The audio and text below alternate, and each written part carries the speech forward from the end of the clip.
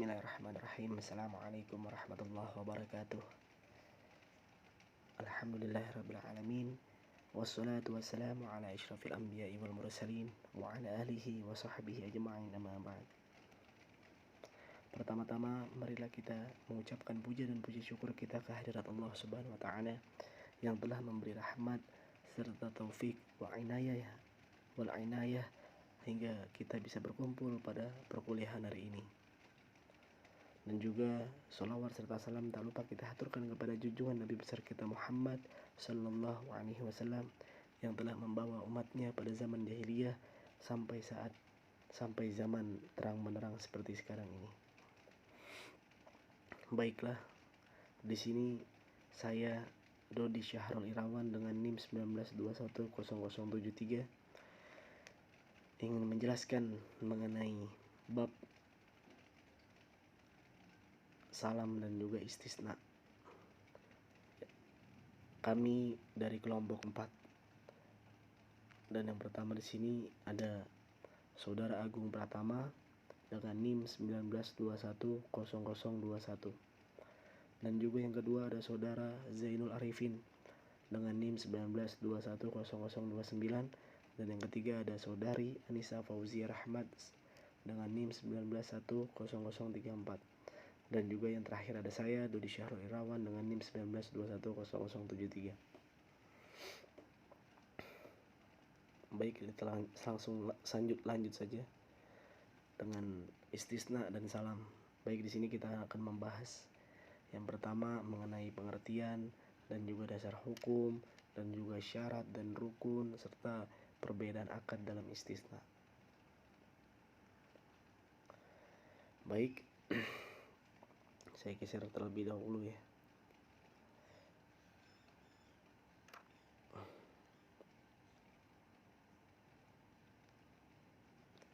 Nah, di sini assalam ya. Nah, secara bahasa di sini assalam itu atau assalaf berarti pesanan. Dan secara terminologis atau menurut bahasa, para ulama mendefinisikannya dengan menjual suatu barang yang penyerahannya ditunda atau menjual suatu barang yang ciri-cirinya jelas dengan pembayaran modal lebih awal sedangkan barangnya diserahkan kemudian hari. Dan juga definisi lain, assalam merupakan prinsip baik atau jual beli suatu barang tertentu antara pihak penjual dan pembeli sebesar harga pokok ditambah nilai keuntungan yang disepakati, di mana penyerahan barang dilakukan di kemudian hari sementara penyerahan uang dilakukan di muka. Nah, ini pengertian dari assalam. Nah, di sini dalam pengertian yang sederhana dapat kita pahami, salam berarti pembelian barang yang diserahkan kemudian hari sedangkan pembayaran dilakukan di muka. Jadi sangat jelas bahwa salam adalah menjual sesuatu yang tidak dilihat zatnya, hanya ditentukan dengan sifat barang itu ada dalam pengakuan atau dalam pengakuan si penjual. Nah, di sini ada misalnya atau contoh. Misalnya si penjual berkata, saya jual kepadamu suatu meja tulis dari jati, ukurannya 140 x 10 cm x 100 cm, tingginya 75 cm, 10 laci, dengan harga Rp100.000. Pembeli pun berkata, saya beli meja dengan sifat tersebut dengan harga Rp100.000. Dia membayar uangnya sewaktu akad itu juga, tetapi mejanya belum ada. Jadi salam ini merupakan jual beli utang dari pihak penjual dan kontan dari pihak pembeli karena uangnya sudah dibayarkan sewaktu akad. Nah, jadi ini assalam itu jadi seperti kita membeli barang di online ya, akad jual beli salam. Jadi contoh seperti saya ingin membeli barang, yakni contoh sepatu. Nah, saya membeli barang sepatu di online. Nah, kalau misalnya kita lihat itu kan ada di gambar. Nah, di situ ada pilihan, oh ini seperti ini, seperti ini, seperti ini, dan di situ juga dicantumkan harga dan juga seperti ini. Nah, harga dan terus warna dan terus gambar dan lain sebagainya. Nah, ini dari penjualnya, dan kita sebagai pembeli, sebagai konsumen, kita hanya bisa melihat seperti ini. Nah, itu. Jadi kita dari salam ini, pengertian ini dapat kita pahami bahwa kita membayar terlebih dahulu ya, membayar terlebih dahulu di awal Jadi pas lagi kita di suatu akad atau suatu pembelian, misalnya saya beli sepatu tadi, nah saya langsung bayar sepatu itu dengan uang langsung kontan di awal akad tersebut. Nah, tetapi penjual tersebut itu mengirim barang kepada kita itu nanti di akhir. Nah, itu namanya salam. Jadi salam itu pembelian barang yang diserahkan di kemudian hari, sedangkan pembayaran dilakukan di muka. Jadi sangat jelas bahwa salam adalah menjual sesuatu yang tidak dilihat zatnya, hanya ditentukan dengan sifat barang itu ada dalam pengakuan si penjual. Nah, seperti itu. Ini pengertian salam. Dan selanjutnya kita masuk ke dasar hukum salam. Nah, landasan syariah transaksi bai' salam terdapat dalam Al-Quran dan hadis.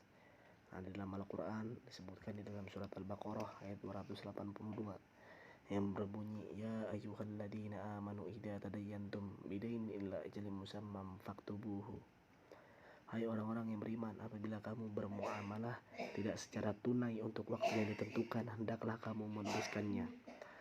Nah, sedangkan yang kedua di sini ada syarah hukum salam itu di hadis, ya, pada hadis, yakni Ibnu Abbas meriwayatkan bahwa Rasulullah SAW datang ke Madinah, di mana semua penduduknya melakukan salaf atau salam dalam buah-buahan untuk jangka waktu 1, 2, dan 3 tahun. Dan beliau bersabda, man aslafa fi syai'in fa fi khairin ma'lumun wa waznun ma'lumun ila ajalin ma'lumun. Barang siapa yang melakukan salaf atau salam, hendaklah ia melakukannya dengan takaran yang jelas dan timbangan yang jelas, pula dengan waktu yang diketahui. Nah, ini salam. Jadi sudah bisa kita pahami melalui dasar hukum salam bahwa si penjual itu harus benar-benar sesuai dengan apa yang akan dijualnya, dari takarannya, dari bentuk, dari sifat, dan dari waktu yang diketahui. Jadi harus benar-benar sesuai dengan apa yang sudah disepakati terlebih dahulu. Nah, ini dari salam. Baik, kita lanjut. Nah, kita masuk ke syarat dan rukun akad salam. Nah, di sini ada dalam buku pedoman akuntansi perbankan syariah Indonesia, akad salam mempunyai 2 dasar pengaturan. Yang pertama ada sak etap. Sak etap itu standar akuntansi keuangan untuk etintas tanpa akuntan publik, digunakan untuk akuntabilitas lembaga publik. Mereka tidak signifikan dan laporan keuangan hanya untuk tujuan umum bagi pengguna eksternal. Etap adalah penyederhanaan akuntansi standar IFRS, termasuk kurangnya pendapatan income atau komprehensif. Dan yang kedua ada PSAK 103 tentang akuntansi salam. Nah, baik. Saya akan lanjutkan. Di sini ada rukun salam, ya. Rukun salam yang pertama ada si penjual dan si pembeli. Kita jelaskan dulu si penjual itu bagaimana dan si pembeli bagaimana. Nah, di sini dijelaskan si penjual adalah pihak yang memasok barang pesanan, harus memenuhi kriteria cakap bertindak hukum atau balik dan berakal sehat serta mukhtar atau tidak dalam paksaan. Nah, ini si penjual. Dan untuk si pembeli bagaimana? Pihak yang membutuhkan dan memesan barang harus memenuhi kriteria cakap bertindak hukum, balik dan berakal sehat serta mukhtar atau tidak dalam paksaan. Nah, ini rukun salam. Yang pertama tadi ada si penjual dan si pembeli, kita lanjutkan lagi. Dan terus yang kedua, syarat rukun salam yang kedua, yakni ada barang yang dipesan. Nah, barang yang dipesan ini dalam hal ini harus memenuhi kriteria. Yang pertama ada dinyatakan jelas jenisnya, jelas sifat-sifatnya, jelas ukurannya, jelas batas waktunya, dan juga tempat penyerahan dinyatakan secara jelas. Nah, di sini jadi benar-benar, ya, harus penjual itu harus benar-benar sesuai dengan apa yang sudah disepakati terlebih dahulu. Jadi harus benar-benar sesuai dengan apa yang dijualnya. Jadi harus benar-benar ternyata sesuai dengan, oh ini ukurannya seperti ini, oh ini sifatnya seperti ini, oh batas waktunya misalnya 2-3 hari ya seperti ini. Jadi harus benar-benar sesuai dan tepat. Nah, terus untuk sigot atau lafaz akad atau bisa yang kita sebut dengan bentuk, ya. Ya, ini bagaimana sigot atau bentuk dalam dalam rukun salam tadi. Nah ini harus diungkapkan dengan jelas, jalan, dan tidak terpisah oleh hal-hal yang dapat memalingkan keduanya dari maksud akad. Nah di sini sudah jelas ya. Nah, terus ada juga syarat salam. Yang pertama, uang harganya hendaklah dibayar di majelis akad, berarti pembayaran lebih dahulu. Nah di sini kita bisa pahami ya syarat salam ya. Akad salam itu tadi, yakni uangnya hendaklah dibayar pada saat pentransaksian atau pembelian, berarti pembayarannya lebih dahulu untuk konsumen tadi. Dan yang kedua, ada barangnya menjadi utang atas si penjual. Nah tadi kita setelah beli set, nah terus kemudian bagi si penjual itu menjadi utang ke konsumen tadi karena dia sudah membayar terlebih dahulu kepada konsumen tersebut. Nah, terus yang ketiga, barangnya dapat diberikan sewaktu janjinya sampai, berarti pada waktunya yang dijanjikan barang itu biasanya telah ada. Sebab itu mensalam buah-buahan yang ditentukan waktunya bukan pada musimnya tidak sah. Nah di sini kita bisa pahami ya untuk syarat salam yang ketiga atau yang C. Dan yang keempat atau yang D, barang itu hendaklah jelas ukurannya, baik dengan takaran atau timbangan atau ukuran atau bilangan menurut kebiasaan cara menjual barang semacam itu. Nah, di sini kita bisa pahami ya syarat salam tadi, dan juga sebelumnya itu ada rukun salam. Baik, kita lanjutkan. Dan ada juga rukun salam yang kelima atau E. Diketahui dan disebutkan sifat-sifat barangnya yang berarti dengan sifat itu dapat berbeda harga dan kemauan orang pada barang itu. Sifat-sifat ini hendaknya terang sehingga tidak ada keraguan yang mengakibatkan perselisihan nanti antara kedua belah pihak, si penjual dan si pembeli. Begitu juga macamnya harus pula disebut seperti daging kambing, daging sapi. Nah itu. Dan yang ke-6 atau yang ke-F, disebutkan tempat menerimanya. Kalau tempat akad tidak layak menerima barang itu, nah, jadi harus benar-benar dijelaskan ya tadi syarat salam, dari uang harganya, dari jelas ukuran timbangannya, macam-macamnya, sampai waktu dan juga tempat akad tersebut. Baik, kita lanjutkan. Nah tadi kita sudah membahas tentang salam. Sekarang kita masuk ke pengertian istisna ya. Nah istisna ini dalam bahasa Arab berasal dari kata sona'a yang artinya membuat, kemudian ditambah huruf alif, sin dan ta menjadi istasna'a yang berarti meminta dibuatkan sesuatu. Nah dalam definisi ini, al-istisna adalah akad jual beli pesanan antara pihak produsen atau pengrajin atau penerima pesanan atau soni dengan pemesan atau mustasni untuk membuat suatu produk barang dengan spesifikasi tertentu atau masnu, di mana bahan baku dan biaya produksi menjadi tanggung jawab pihak produsen, sedangkan sistem pembayaran bisa dilakukan di muka, di tengah, atau di akhir. Nah ini pengertian istisna. Jadi Sony itu sebagai produsen dan mustasni itu sebagai konsumen, seperti itu. Nah, transaksi al-istisna merupakan kontrak penjualan antara pembeli dan pembuat barang. Dalam kontrak ini, pembuat barang menerima pesanan dari pembeli. Pembuat barang lalu berusaha melalui orang lain untuk membeli atau membuat barang sesuai dengan spesifikasi yang telah disepakati dan menjualnya kepada pembeli akhir. Kedua belah pihak telah setuju atas harga serta sistem pembayaran. Apakah pembayaran dilakukan di muka, melalui cicilan, atau ditangguhkan sampai suatu waktu yang pada masa yang akan datang. Nah ini istisna ya. Nah istisna ini adalah akad jual beli pesanan produsen. Jadi semisal saya sebagai konsumen dan saya ingin membeli suatu produk ya, yang masih belum jadi, apa-apa. Misalnya saya ingin membeli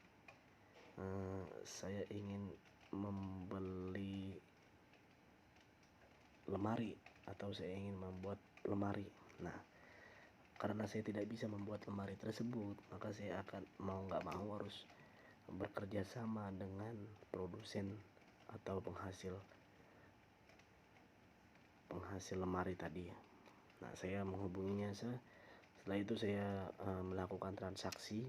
Nah disitulah proses istisna itu ada. Dan di dalam istisna ini Jadi kita membuat barang kepada dia, yang barang yang benar-benar belum jadi, dan dia itu yang bertanggung jawab atas semuanya. Dan untuk dalam pembayaran itu bisa kita kompromikan terlebih dahulu kepada produsen. Jadi kita bisa bayar uang muka atau DP di awal, atau mungkin di tengah-tengah, atau mungkin di akhir pada masa yang akan datang ketika semua sudah clear, baru kita membayar semuanya. Nah, itu pengertian dari istisna. Baik, kita lanjut. Nah, ini kita masuk ke dasar hukum istisna. Secara umum, landasan syariah yang berlaku pada as-salam juga berlaku pada al-istisna, karena istisna merupakan lanjutan dari salam. Nah, di sini ada perbedaan pendapat dari para imam-imam terdahulu ya. Yang pertama ada menurut Hanafi, al-istisna termasuk akad yang dilarang karena mereka mendasarkan pada argumentasi bahwa pokok kontrak penjualan harus ada dan dimiliki oleh penjual, sedangkan dalam istisna pokok kontrak itu belum ada atau tidak dimiliki penjual. Namun, mazhab Syafi'i menyetujui kontrak istisna atas dasar istisna.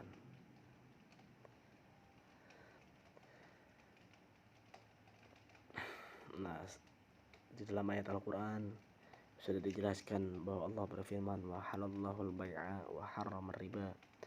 Allah telah menghalalkan jual beli dan juga mengharamkan riba. Dan juga disebutkan dalam hadis an Anas radhiyallahu anhu an Nabi sallallahu alaihi wasallam kana arada an yaktuba ila al-ajami faqila lahu innal ajama la yaqbuluna illa kitaban alaihi khatimun fastana'a khataman min faddatin qala ka'anni anzuru ila bayadihi fi yadihi, rawahu Muslim. Saya ulangi ya, mungkin tadi tidak jelas. An Anas radhiyallahu anhu an Nabi sallallahu alaihi wasallam kana arada an yaktuba ila al-ajami faqila lahu innal ajama la yaqbaluna illa kitaban alaihi khatimun fastana'a khataman min fiddatin qala ka'anni anzuru ila bayadihi fi yadihi, rawahu Muslim. Dari Anas radhiyallahu anhu bahwa Nabi sallallahu alaihi wasallam hendak menuliskan surat-surat kepada raja non-Arab, lalu dikabarkan kepada beliau bahwa raja-raja non-Arab tidak sudi menerima surat yang distempel, maka beliau pun memesan agar ia dibuatkan cincin stempel dari bahan perak. Anas memisahkan, seakan-akan sekarang ini aku dapat menyaksikan kemilau putih di tangan beliau. Perbuatan Nabi ini menjadi bukti nyata bahwa akad istisna adalah akad yang dibolehkan. Nah, dari dasar hukum istisna ini kita sudah cukup memahami ya, istisna itu apa dan bagaimana. Baik, kita lanjut ke slide berikutnya. Kita masuk ke rukun dan syarat istisna. Baik, yang pertama rukun istisna, rukun jual beli istisna. Yang pertama ada orang yang melakukan akad berakal sehat, cakap hukum dan mempunyai kekuasaan untuk melakukan transaksi. Ini syarat dari istisna. Rukun dari istisna, maaf. Jadi bagaimana? Jadi orang yang melakukan akad istisna ini harus berakal sehat dan juga cakap hukum. Dalam arti di sini ini kita ini bisa memahami hukum dalam proses akad tersebut, dalam hukum Islam kah atau dalam hukum konvensional kah. Jadi mereka harus benar-benar cakap dan memahami hukum mengenai istisna atau akad jual beli ini dan mempunyai kuasa untuk melakukan transaksi. Nah, yang kedua ada kerelaan atau ridho antara dua belah pihak dan tidak mengingkari perjanjian. Nah, jadi harus ada beberapa kesepakatan ya di antara si penjual dan juga si pembeli. Dan yang ketiga ada Sony menyatakan sanggup untuk membuat barang istisna menjadi ijarah. Nah, Sony tadi kan sebagai produsen ya. Jadi produsen tadi menyatakan sanggup untuk membuat barang istisna. Nah, kalau misalnya dia sudah bilang seperti itu, maka produsen tersebut mempunyai ijarah atau utang. Nah, terus yang keempat, apabila si akad mensyaratkan pembuat hanya bekerja saja, maka akad ini juga berubah dari istilah menjadi ijarah.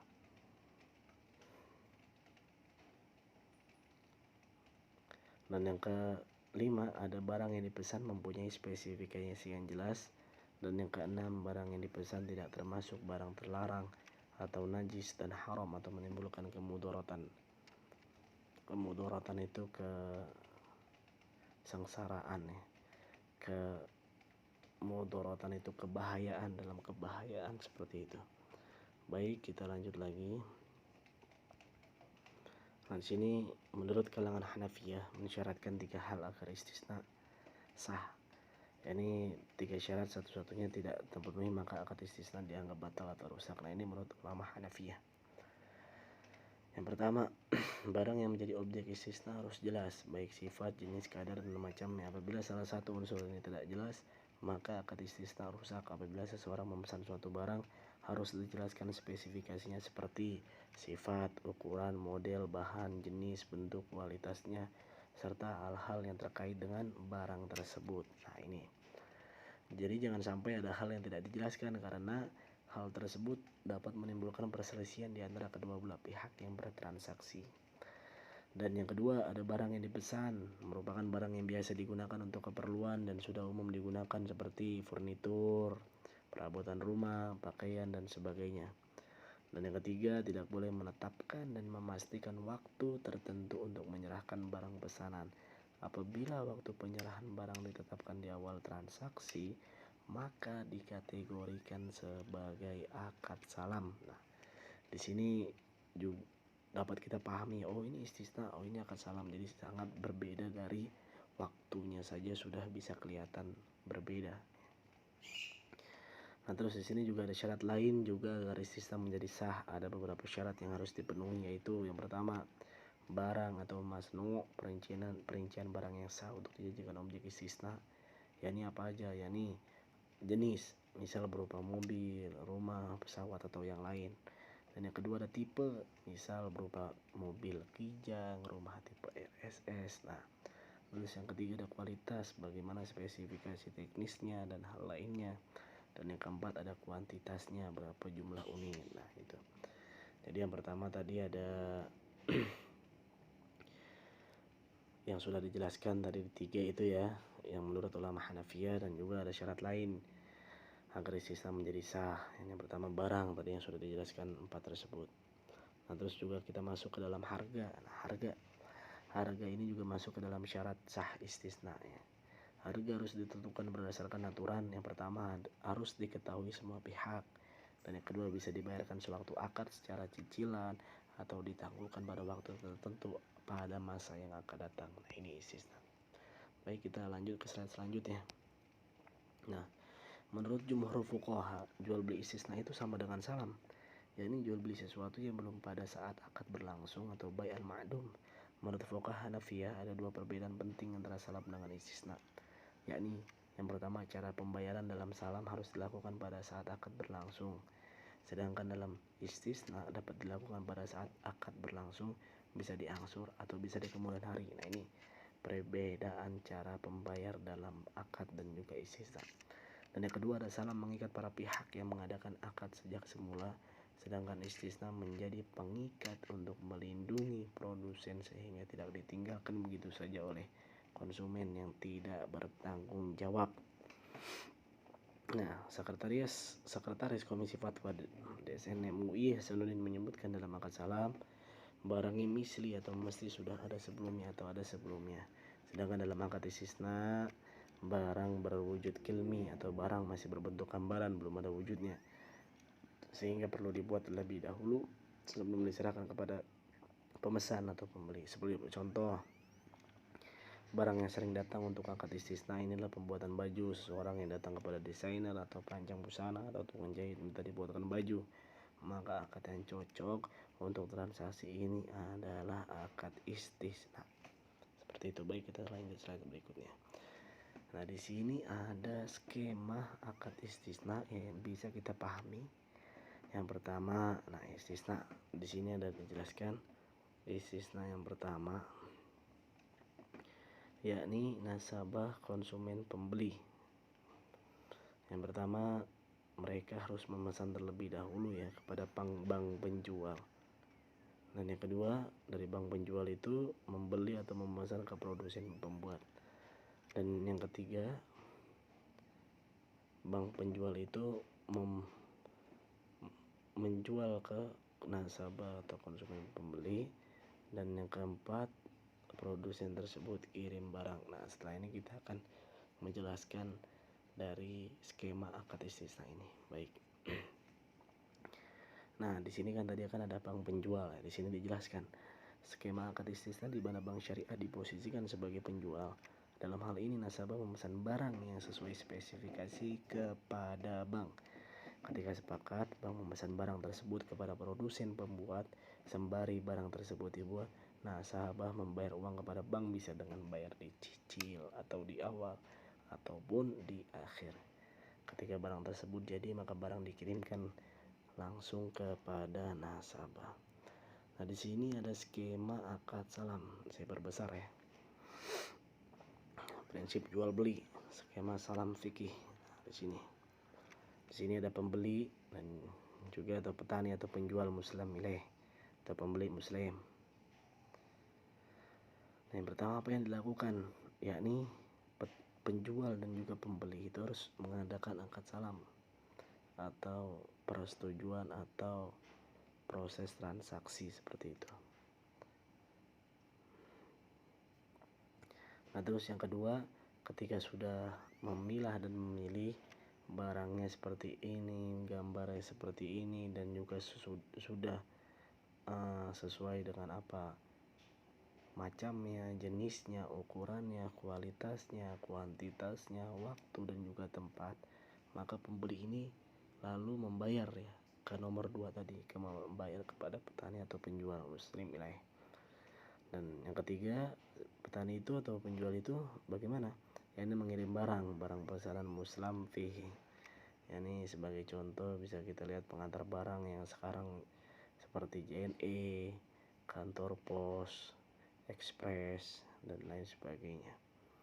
Lalu mereka mengirim ke terima barang yang sudah disepakati di tempat tadi, misal di rumah, bisa misal di kantor, bisa misal di jalan atau bisa di mana, yang penting sudah ada kesepakatan di antara pembeli dan juga penjual. Baik, seperti itu ya skema akad salam. Baik, saya lanjutkan. Nah, di sini ada perbandingan salam dan istisna. Baik, saya akan menjelaskan perbandingan salam dan istisna. Di sini ada subjek salam, istisna, keterangan. Nah, yang pertama ada pokok kontrak. Yang pertama salam muslim fihi, istisna masnu. Nah, di sini pokok kontrak itu subjeknya atau orangnya atau penjualnya itu muslim fihi, atau kalau misalnya dalam istisna itu masnu, produsen. Pembeli maaf. Di sini kita bisa lihat ya, muslim fihi penjual. Mohon maaf ya. Muslim fihi penjual, masnu penjual juga ya. Keterangannya barang ditangguhkan dengan spesifikasi. Dan terus yang kedua, proyek yang kedua ada harga. Nah, di sini di salam dibayar tunai saat kontrak, dan di dalam istisna bisa di awal, tangguh dan juga akhir. Nah, keterangannya cara penyelesaian pembayaran merupakan perbedaan utama antara salam dan istisna. Nah, jadi tadi kalau salam itu dibayar tunai saat kontrak, sedangkan istisna itu bisa di awal, bisa di tengah-tengah perjalanan pembuatan, dan juga di akhir pembuatan seperti itu. Dan yang ketiga ada sifat kontrak. Nah, yang di dalam salam ini mengikat secara asli, dan dalam istisna ini mengikat secara ikutan. Nah, maksudnya apa? Salam mengikat semua pihak sejak semula, sedangkan istisna menjadi pengikat untuk melindungi produsen sehingga tidak ditinggalkan begitu saja oleh konsumen secara tidak bertanggung jawab. Nah, seperti itu. Ini tadi sudah kami jelaskan mengenai materi bab salam dan juga istisna yang sudah saya jelaskan. Nah, saya di sini perwakilan dari kelompok 4 Mohon maaf sebesar-besarnya bila ada kalimat atau tutur kata yang kurang berkenan di hati kalian. Mohon maaf sebesar-besarnya. Dan juga untuk Bapak dosen, Bapak Suud Fuadi, mohon bimbingannya Pak. Terima kasih, seperti itu saja. Mohon maaf sekali lagi, beribu-ribu maaf, dan terima kasih sudah mau mendengarkan penjelasan saya ini. Terima kasih. Wassalamualaikum warahmatullahi wabarakatuh.